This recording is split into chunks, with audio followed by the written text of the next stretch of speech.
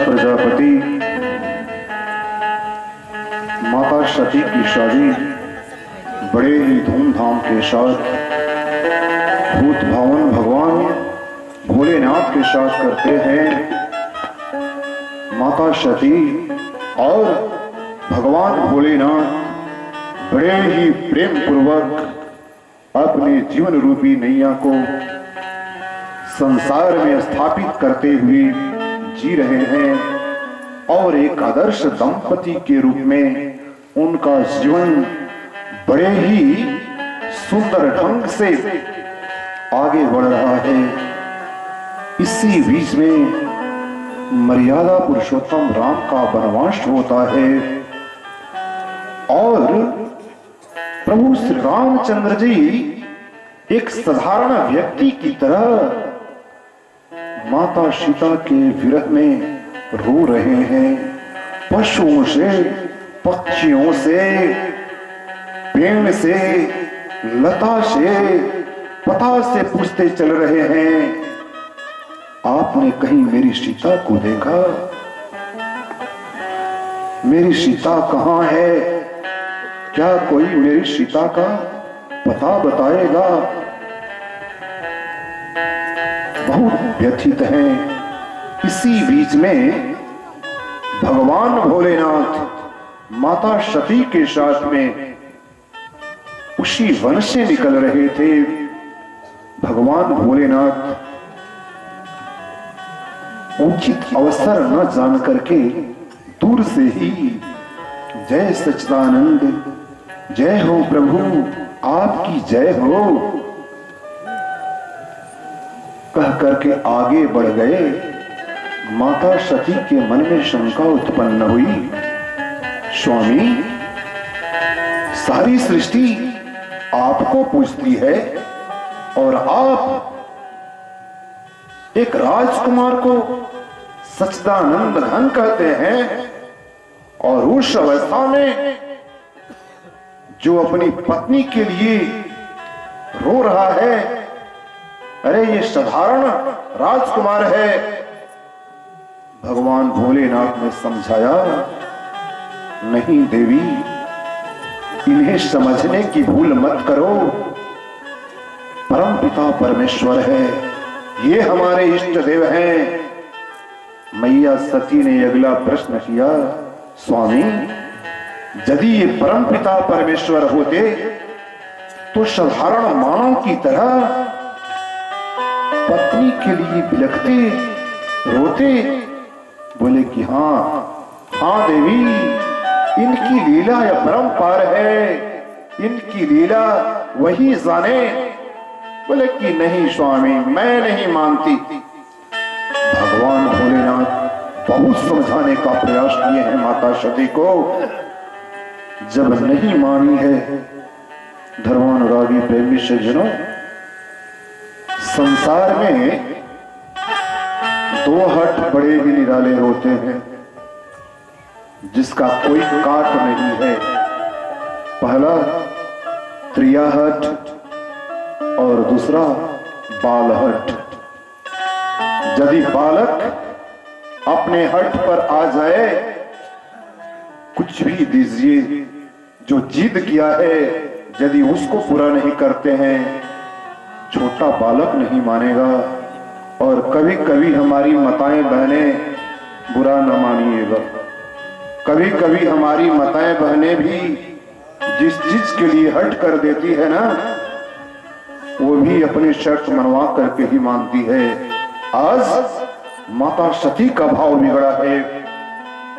अंत में भगवान भोलेनाथ ने कहा, नहीं भरोसा हो रहा है तो देवी जाइए, जा करके परीक्षा ले लीजिए और स्वयं संतुष्ट हो लीजिए कि वो राजकुमार है या परमपिता परमेश्वर है। अब मैया सती ने सोचा, नारी के लिए तड़प रहे हैं, क्यों ना मैं सीता का रूप धारण कर लूं और जैसे ही हमें देखेंगे दौड़े दौड़े आएंगे, अरे प्रिय तुम कहां थी, तेरे लिए मैं तड़प रहा हूं, रो रहा हूं। सती का भाव बिगड़ गया और जगत जननी सीता का रूप धारण करके प्रभु श्री रामचंद्र जी के आगे से चली है, इधर ही आ रही है। भगवान श्री रामचंद्र जी ने दूर से ही देखा, ओ ये तो जगत जननी मैया भवानी है। दूर से ही उन्हें सिर झुकाया, आइए माता, आपका वंदन है, आपका अभिनंदन है मां। आप अकेले, हमारे प्रभु कहां है, भगवान भोलेनाथ कहां है। जैसे ही ये शब्द माता सती के कानों में गूंजा है, माता सती के पैरों तले जमीन खिसक गई, समझ गई ओ हमने भोलेनाथ की बात न मान करके बहुत बड़ी गलती कर दी। धर्मानुरागी प्रेमी सज्जनों, जो माताएं, जो बहनें अपने पति का विश्वास नहीं करती, उनके वचनों का आदर नहीं करती, तो ये शास्त्र प्रमाणित करता है कि उस माता और बहन को गर्त में जाने से दुनिया की कोई ताकत नहीं रोक सकती। इसलिए इस कथा पंडाल में मौजूद जितनी भी हमारी माताएं बहनें मौजूद हैं और जो कथा पंडाल में मौजूद नहीं है, अपने घर से ही भागवत की कथा का रसास्वादन कर रही है, आज व्यासपीठ के माध्यम से मैं निवेदन करना चाहूंगा कि आप भूल करके भी अपने पति की आज्ञा का अवहेलना न करें, अपने पति की बातों पर अविश्वास न करें, अन्यथा सोच लीजिए जो जगत जननी भवानी थी उन्हें गंभीर परिणाम भुगतना पड़ा, तो आप और हम तो संसारी लोग हैं, आपकी और हमारी गति क्या होगी। इसलिए अपने पति देव की बातों पर कभी अविश्वास न करना, उनकी आज्ञा का अवहेलना नहीं करना। आगे भगवान भोलेनाथ भगवान का ध्यान लगाए, सारा रहस्य समझ गए। उन्होंने देखा, अरे राम, हमारी देवी जी तो हमारी माता सीता का रूप धारण कर लिया। इसी बीच में माता सती भी पहुंच गई। मन ही मन उन्होंने प्रण किया कि अब के बाद इस तन से सती से हमारी मुलाकात नहीं होगी, पति पत्नी का व्यवहार अब नहीं रहेगा। उनके संकल्प को सुनकर के आकाशवाणी हुई, धन्य हो भोलेनाथ, आपके सिवा इस संसार में इतना कठोर प्रण और कौन ले सकता है। धन्य हो भोलेनाथ, धन्य हो, आपकी जय हो, आपकी जय हो। आकाशवाणी को जैसे ही माता सती ने सुना, भगवान भोलेनाथ से प्रश्न की, प्रभु आपने कौन सा संकल्प लिया। बोले कि नहीं देवी, मैं आपको ये नहीं बताऊंगा।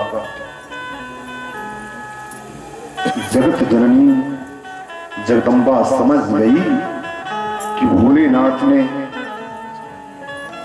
हमारी गलती को जान लिया। अब बहुत व्यथित हुई, जगत जननी जगदम्बा बहुत व्यथित हुई। उन्होंने कहा, स्वामी हमसे बहुत बड़ी भूल हो गई, हमें माफ कर दीजिए। उन्होंने कहा, नहीं देवी, यह प्रभु की प्रेरणा है, आपने कोई गलती नहीं की। उसके बाद कैलाश पर आते हैं और उनके मन की व्यथा को दूर करने के लिए राम कथा सुनाने लगे। जो प्रतिदिन माता सती उनके दाहिने भाग में बैठती थी, आज भगवान भोलेनाथ ने उन्हें अपने सामने बैठाया और उनमें अब माता सीता का दर्शन करने लगे, कथा सुनाने लगे। इसी बीच में एक और घटना घटती है।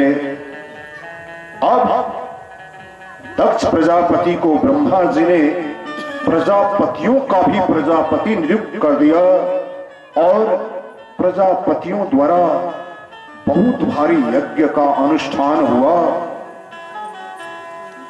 उस सभा में ब्रह्मा जी, भोलेनाथ सहित समस्त देवी देवता और प्रजापति मौजूद थे और दक्ष प्रजापति जैसे ही उस सभा में प्रवेश किए, ब्रह्मा जी सहित समस्त देवी देवता उठ करके उनका अभिवादन किए, किंतु भोलेनाथ भगवान के ध्यान में मग्न थे। उन्होंने उनका अभिवादन नहीं किया। अब तो दक्ष प्रजापति का भाव बिगड़ गया। देखो तो भला,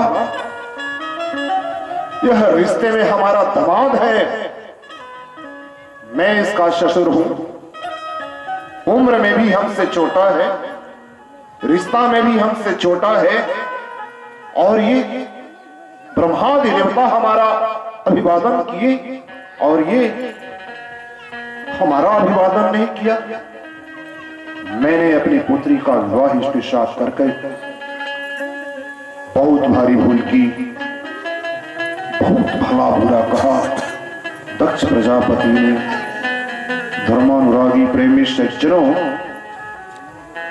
जब इस बात की जानकारी माता सती को होती है, उन्होंने पूछा,